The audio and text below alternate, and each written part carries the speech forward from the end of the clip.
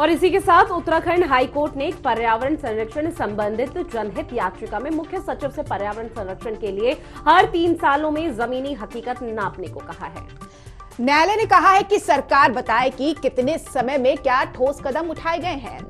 जलवायु संबंधित याचिका पर अगली सुनवाई 15 दिसंबर को होनी तय हुई है। अधिवक्ता अभिजय नेगी ने बताया है कि उच्च न्यायालय ने देहरादून के एक समाज सेवी की जनहित याचिका पर सुनवाई करते हुए एक ऐतिहासिक आदेश पारित किया है, जिसमें मुख्य सचिव को निर्देश दिए गए हैं कि वो हर 3 साल में उत्तराखंड के पर्यावरण संरक्षण की जमीनी हकीकत को लेकर रिपोर्ट सर्वे ऑफ इंडिया से बनवाएं। उसमें जल, जंगल और जमीन के साथ साथ वायु की स्थिति और पूरे पर्यावरणीय दृष्टिकोण का बखान भी किया जाए। न्यायालय ने यह भी कहा कि देहरादून, नैनीताल समेत सभी शहरों की ऐसी रिपोर्ट अलग से हर 2 साल में तैयार की जाए ताकि अनियंत्रित शहरी विकास को पर्यावरण संरक्षण के साथ संतुलित किया जा सके।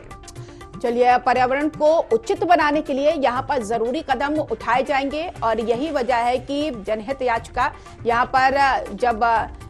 दाखिल किया गया और उसके बाद क्या कुछ निकलकर सामने आया उसके आधार पर अब काम किया जाएगा। तो यहाँ पर बता दें आपको, अधिवक्ता अभिजय नेगी ने जनहित याचिका जब डाली तो उसको पर्यावरण को लेकर कई सवाल खड़े हुए हैं और ऐसे में इसके संबंधित क्या कुछ अब उचित कदम उठाए जाएंगे ये देखने वाली बात होगी। उत्तराखंड हाईकोर्ट ने एक पर्यावरण संरक्षण संबंधित जनहित याचिका में मुख्य सचिव से पर्यावरण संरक्षण के लिए हर 3 सालों में जमीनी हकीकत नापने को कहा है। बिल्कुल, और न्यायालय ने यह भी कहा कि सरकार बताए कि कितने समय में क्या ठोस कदम उठाए गए हैं, क्योंकि फातिमा उत्तराखंड देवभूमि और हम लगातार देखते हैं कि किस तरह से वहां पर पर्यावरण को बढ़ावा दिया जा रहा है। और चूंकि अब जिस तरह से ये याचिका लगाई गई उसकी अगली सुनवाई जलवायु को लेकर 15 दिसंबर को अब यहाँ पर तय होनी जो है वो तय हो चुकी है।